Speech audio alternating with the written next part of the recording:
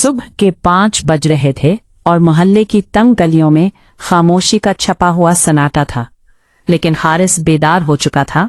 इसने आहिस्तगी से अपने बिस्तर से उठकर अपनी छोटी बहन को जगाने से बचने की कोशिश की।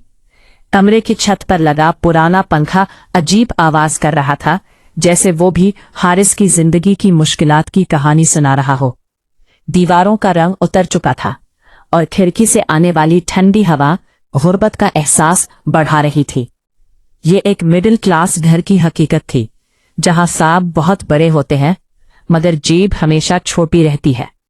हारिस यूनिवर्सिटी का तालिब इल्म था और साथ ही रात को फूड डिलीवरी का काम भी करता था, क्योंकि इसके अब्बू बीमार रहते थे। घर की जिम्मेदारी आहिस्ता आहिस्ता इस पर आ रही थी, लेकिन इसके चेहरे पर हमेशा मुस्कुराहट रहती थी। ये मुस्कुराहट इसके हौसले की अक्कासी करती थी, क्योंकि इसके दिल में एक बड़ा ख्वाब था, अपनी अम्मी के लिए बड़ा घर खरीदना, अपनी बहन को अच्छी यूनिवर्सिटी में पढ़ाना और मायरा से शादी करना। मायरा उसकी क्लास फेलो एक अमीर घराने की लड़की थी, मगर इसका दिल बहुत खूबसूरत था। वो हमेशा हारिस की इज्जत करती थी। शुरू में उनकी सिर्फ दोस्ती थी, लेकिन आहिस्ता आहिस्ता छोटी छोटी बातें मोहब्बत में बदल गईं।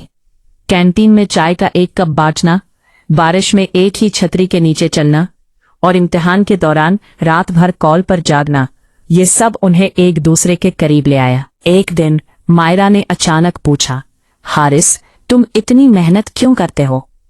हारिस ने हल्का सा मुस्कुराया और जवाब दिया, क्योंकि मिडिल क्लास लोगों के ख्वाब महंगे होते हैं और जेब हमेशा खाली होती है। मायरा की आंखें नम हो गईं। उसे पहली बार एहसास हुआ कि हारिस सिर्फ अपने लिए नहीं लड़ रहा, बल्कि पूरे घर के ख्वाब उठाए फिरता है। वक्त गुजरता गया और मोहब्बत बढ़ती गई, मगर हारिस की मुश्किलात भी बढ़ती गईं। एक रात जब वो फूड डिलीवरी कर रहा था, बारिश तेज हो गई। सड़कें सुनसान थीं।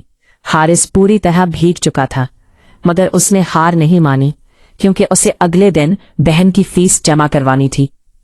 उसी रात उसकी बाइक फिसल गई और वो सड़क पर गिर गया। उसका फोन टूट गया और जेब में मौजूद सारे पैसे भीग गए। उस लम्हे हारिस पहली बार रो पड़ा।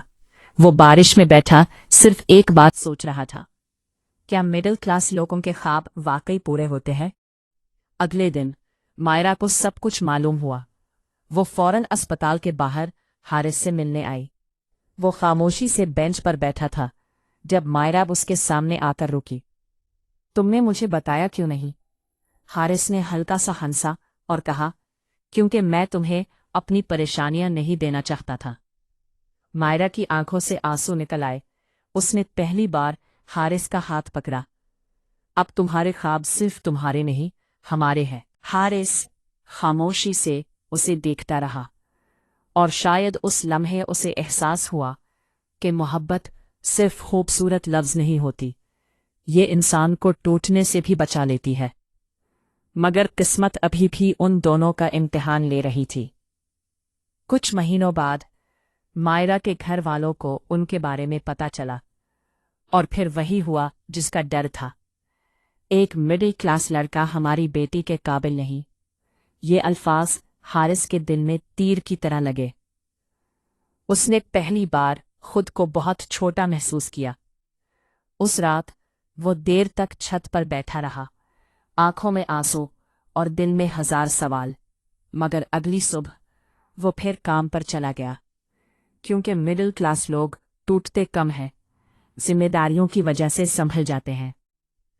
2 साल बाद हारिस अब एक कामयाब सॉफ्टवेयर इंजीनियर था। उसने अपने ख्वाब पूरे करना शुरू कर दिए थे। नई गाड़ी, बहन की अच्छी तालीम और अम्मी के चेहरे पर सुकून। मगर दिल में एक कमी आज भी थी, मायरा।